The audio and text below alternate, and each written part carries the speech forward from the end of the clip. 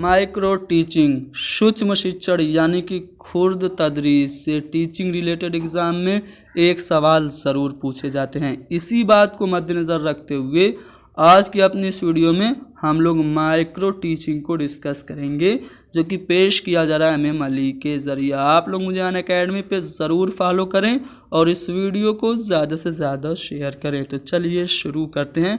सबसे पहले micro teaching की हिस्ट्री क्या है, ये कैसे वजूद में आई, इसको जान लेते हैं। तो दोस्तों, खुर्द तदरीस का इजाद अमेरिका के स्टैनफोर्ड यूनिवर्सिटी में हुआ। कब हुआ? 1961 में। जी हाँ दोस्तों, 1961 में अमेरिका के स्टैनफोर्ड यूनिवर्सिटी में खुर्द तदरीस यानी कि सूक्ष्म शिक्षण का इजाद हुआ। सूक्ष्म शिक्षण लफ्ज़ को सबसे पहले किसने प्रयोग किया? तो दोस्तों, खुर्द तदरीस लफ्ज़ का सबसे पहले इस्तेमाल D.W. एलन और रियान ने अपनी किताब माइक्रो टीचिंग में किया था। जी हाँ दोस्तों, माइक्रो टीचिंग किताब किसकी है? D.W. एलन की है। D.W. एलन ही क्या है? माइक्रो टीचिंग यानी कि खुर्द तदरीस के मुअज्जिद हैं एलन। तो दोस्तों, एलन के जो साथी हैं वो कौन कौन हैं? तो अभी आपने जाना रियान हैं और दूसरे जो हैं वो बुश हैं। मैं आपको बता दूं, बुश भी क्या थे? D.W. एलन के सहयोगी थे। इसके अलावा एचीसन भी किसके साथी हैं? D.W. एलन के साथी हैं। तो ये चार लोग जो हैं वो माइक्रो टीचिंग से रिलेटेड हैं। याद रखिएगा, इससे रिलेटेड सवाल भी पूछे जाते हैं। तो यहाँ पे हमने जान लिया कि माइक्रो टीचिंग नामक किताब में D.W. एलन और रियान ने सबसे पहले कंसेप्ट जो माइक्रो टीचिंग का था वो दिया था। अब हिंदुस्तान में ये किसके ज़रिए आई? तो दोस्तों, हिंदुस्तान में खुर्द तदरीस लफ्ज़ का इस्तेमाल सबसे पहले D.D. तिवारी ने किया था। और हिंदुस्तान में खुर्द तदरीस के बारे में साइंसी मालूमात यानी कि वैज्ञानिक जानकारी जिन्होंने दी, उनके नाम B.K. पासी और शाह है। तो ये हमने जान लिया माइक्रो टीचिंग किस तरह से वजूद में आई। अब हम लोग ये जानेंगे कि माइक्रो टीचिंग यानी कि खुर्द तदरीस के मानी क्या है। तो दोस्तों, खुर्द तदरीस मुअल्लिम को ट्रेनिंग का एक अमल है। जी हाँ दोस्तों, जो टीचर होता है या फिर जो छात्र अध्यापक होता है, उसके प्रशिक्षण की एक विधि माइक्रो टीचिंग सूक्ष्म शिक्षण है। इसमें क्या होता है?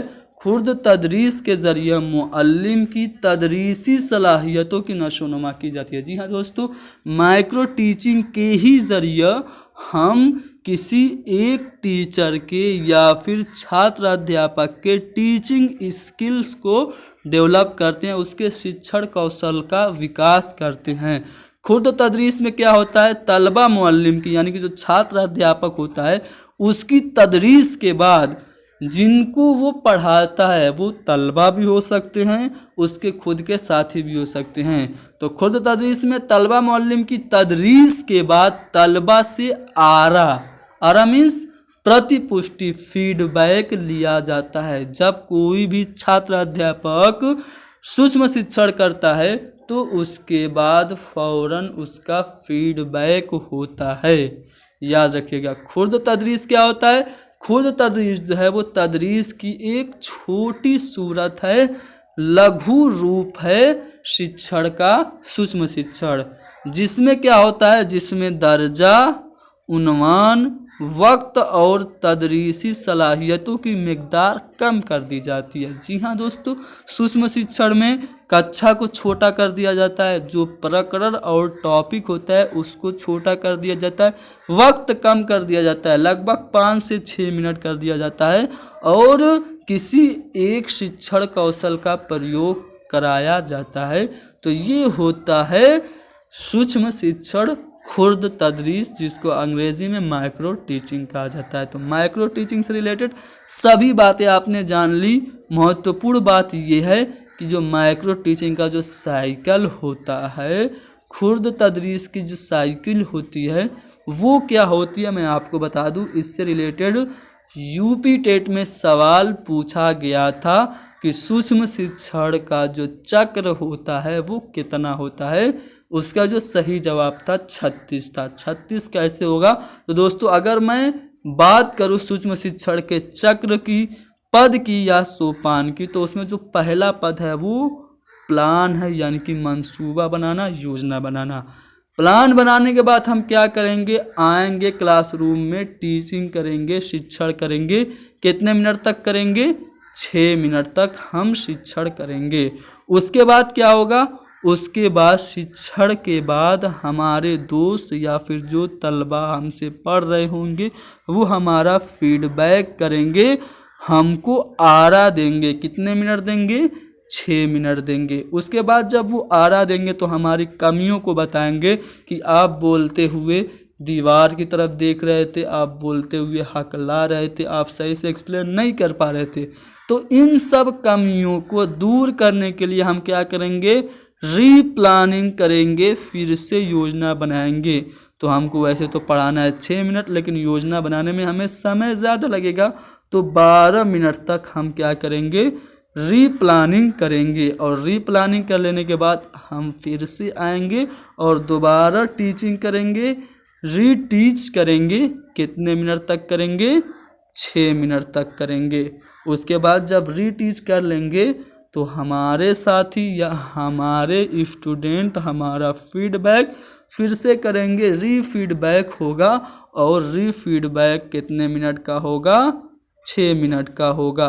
अब जब टोटल आप इसको जोड़ेंगे तो कितना होगा?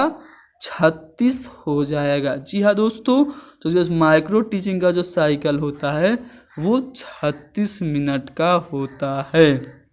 तो आपने माइक्रो टीचिंग का जो साइकिल है वो जान लिया। इससे रिलेटेड यूपी टेट में कुछ सवाल पूछे गए थे जो कि हिंदी में मैं आपके सामने पेश कर दूं। पहला सवाल ये पूछा गया था इससे रिलेटेड कि सूक्ष्म शिक्षण चक्र का प्रथम पद क्या होता है। तो दोस्तों जैसा कि मैंने आपको यहाँ पे माइक्रो टीचिंग साइकिल दिखा दी, इसका पहला पद क्या है? प्लान है, यानी कि योजना बनाना जो होता है। यहाँ पे सी वाला ऑप्शन देखिए, योजना बनाना जो है वो सूक्ष्म शिक्षण चक्र का पहला पद है। अगला सवाल इससे पूछा गया था कि इनमें से कौन सा सूक्ष्म शिक्षण की विचारधारा से संबंधित नहीं है। तो जैसा कि मैंने आपको यहाँ पे दिखाया था, आप लोग देख सकते हैं, इसके मुअज्जिज जो थे वो DWLN थे, रियान, बुश और एचिसन जो थे ये क्या थे? ये इनके एलन के साथी थे। तो अब चलिए सवाल पे आते हैं। सवाल मैं आपको दिखा दूं, कह रहा है कि कौन सूक्ष्म शिक्षण की विचारधारा से संबंधित नहीं है।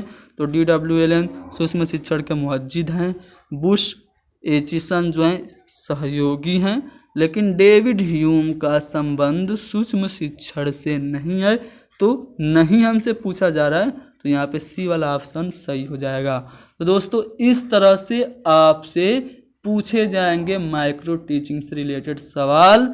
सीटेट में भी इससे सवाल पूछे जाते हैं। जितनी भी टीचिंग रिलेटेड इम्तिहानात हो रहे हैं सब में सूक्ष्म शिक्षण से सवाल ज़रूर पूछे जाते हैं। और एक टीचर के लिए खुर्द तदरीस यानी कि माइक्रो टीचिंग का जानना बहुत ज़रूरी है। इसी बात को मद्देनज़र रखते हुए आज मैंने इस टॉपिक को बहुत अच्छे से डिस्कस कर दिया। उम्मीद करता हूँ कि इससे बेहतर तरीके से उर्दू में खुर्द तदरीस को किसी ने डिस्कस नहीं किया होगा। अगर आप लोग मेरी बात से एग्री कर रहे हैं तो लाइक करें, कमेंट करके बताएं कि वीडियो कैसी लगी, और इस वीडियो को ज़्यादा से ज़्यादा शेयर करें। हर एक उर्दू के तालिबे इल्म तक हमारी ये वीडियो पहुंच जानी चाहिए। ये जिम्मेदारी आपकी है। आपके लिए मैं बहुत ज़्यादा मेहनत कर रहा हूँ।